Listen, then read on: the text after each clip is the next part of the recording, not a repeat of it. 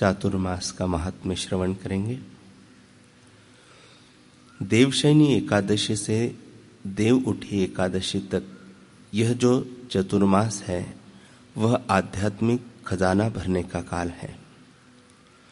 चतुर्मास सब गुणों से युक्त समय है, अतः इसमें श्रद्धा से शुभ कर्मों का अनुष्ठान करना चाहिए। चतुर्मास साधना का सुवर्ण काल माना गया है। चतुर्मास में शास्त्रोक्त नियम, व्रत पालन, दान, जप, ध्यान, मंत्रानुष्ठान, गौ सेवा, हवन, स्वाध्याय, सत्पुरुषों की सेवा, संत दर्शन व सत्संग श्रवण आदि धर्म के पालन से महापुण्य की प्राप्ति होती है।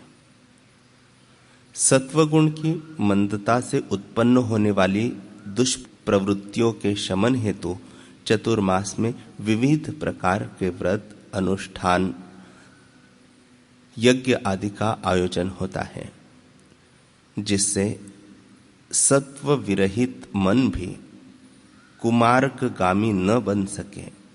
इन 4 महीनों में विवाह, गृह प्रवेश, प्राण प्रतिष्ठा एवं शुभ कार्य बंद रहते हैं।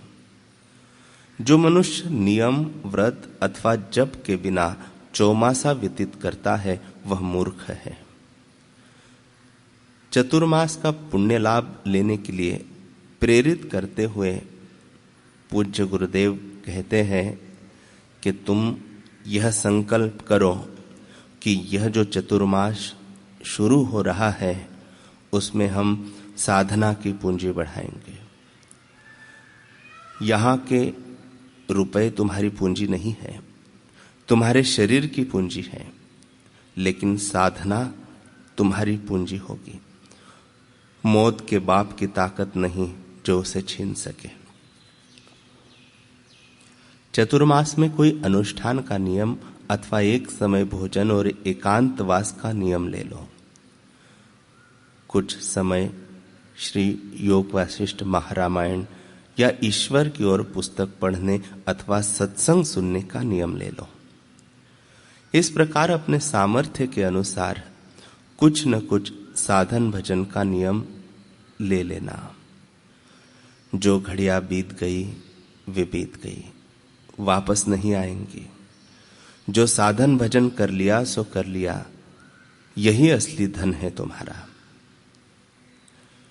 चतुर्मास व्रत रखने वाले व्यक्ति को 1000 अश्वमेघ यज्ञ करने का फल सहज में ही मिल जाता है। चतुर्मास में मौन, भगवान नाम जप, शुभ कर्म आदि का आश्रय लेकर हीन कर्म छोड़े और भगवान की स्मृति बढ़ाते हुए धरती पर दरी या कंबल बिछाकर शयन करे अथवा गद्दा तकिया हटाकर सादे पलंग पर शयन करें और नमो नारायणाय का जप बढ़ा दे तो उसके चित्त में भगवान आ विराजते हैं। चतुर्मास में ब्रह्मचर्य पालन करने वाले को स्वर्गलोक की प्राप्ति तथा असत्य भाषण, क्रोध एवं पर्व के अवसर पर मैथुन का त्याग करने वाले को अश्वमेघ यज्ञ का फल प्राप्त होता है। चतुर्मास में परनिंदा का विशेष रूप से त्याग करें। परनिंदा महान पाप, महान भय व महान दुख है। परनिंदा सुनने वाला भी पापी होता है। चतुर्मास में प्रतिदिन आंवला रस मिश्रित जल से स्नान करने से नित्य महापुण्य की प्राप्ति होती है। बाल्टी में 1-2 बिल्व पत्र डाल के ओम नमः शिवाय का 4-5 बार जप करके स्नान करने से वायु प्रकोप दूर होता है, स्वास्थ्य रक्षा होती है। चातुर्मास में दोनों पक्षों कृष्ण व शुक्ल पक्ष की एकादशियों का व्रत व उपवास महापुण्यदायी है। पलाश के पत्तों में भोजन करने से ब्रह्म भाव की प्राप्ति होती है। आंवला, तिल व बिल्व पत्र आदि से स्नान करे तो वायु दोष और पाप दोष दूर हो जाते हैं। असत्य भाषण, क्रोध, शहद और मैथुन के त्याग से अश्वमेघ यज्ञ का फल होता है। यह उत्तम फल, उत्तम गति देने में सक्षम है। चतुर्मास में विशेष महत्वपूर्ण विश्रांति योग। स्कंद पुराण के अनुसार चतुर्मास में 2 प्रकार का शौच ग्रहण करना चाहिए। जल से नहाना धोना बाह्य शौच है तथा श्रद्धा से अंतःकरण शुद्ध करना आंतरिक शौच है। चतुर्मास में इंद्रियों की चंचलता, काम, क्रोध, लोभ, मद, मात्सर्य विशेष रूप से त्याग देने योग्य है। इनका त्याग सब तपस्याओं का मूल है, जिसे महातप कहा गया है। ज्ञानीजन आंतरिक शौच के द्वारा अपने अंतःकरण को मल रहित करके उसी आत्मा परमात्मा में विश्रांति पाते हैं, जिसमें श्री हरि 4 महीने समाधिस्थ रहते हैं। देवशयनी एकादशी से देव उठी एकादशी तक यह जो चातुर्मास है वह आध्यात्मिक खजाना भरने का महापुण्य काल है।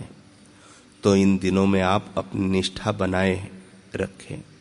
हफ्ते, 2 हफ्ते, 4 हफ्ते ऐसा कोई नियम लेकर इंद्रियों के लालन पालन में गर्क न होते हुए जीवन सीधा साधा रखते हुए औषधि की नाई आहार व्यवहार करके अपने सुख स्वरूप अंतर्यामी आत्मा परमात्मा में आने का अभ्यास करें। ज्ञान सुनने के बाद उसमें स्थिति होने से मुक्ति का अनुभव होता है।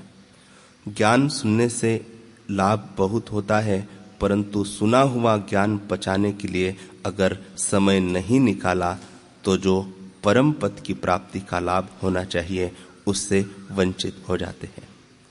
वेदांत की निष्ठा को हिलाने वाला वातावरण बहुत मिलता है। अज्ञानियों की तो भीड़ भाड़ है। जो वातावरण आपके अद्वैत सिद्धांत में स्थिति करने के लिए, परमात्म तत्व को पाने के लिए पोषक हो, उस वातावरण का अवलंबन लेकर आप थोड़े दिन वह निवास करो। उन दिनों में मोबाइल, अखबार, रेडियो, टीवी संबंधों, पत्र व्यवहार आदि को तिलांजलि दे दो, क्योंकि जन्मे थे अकेले, जाएंगे अकेले, रात को नींद में भी अकेले ही होते हैं। कभी कभी ऐसा अवसर खोज ले कि कोई परिचय न हो, रिश्ते नातों की झंझट, सांसारिक प्रवृत्ति न हो, सत्संग मिलता रहे। ऐसे लोगों का साथ मिल जाए जो अपने से साधन भजन में ऊंचे हो, साधन भजन में सजातीय प्रभाव वाले हो, अथवा किन्हीं ब्रह्मवेत्ता महापुरुष का सानिध्य मिल जाए तो फिर कहना ही क्या। फिर तो साधन भजन करना नहीं पड़ता, होने लगता है।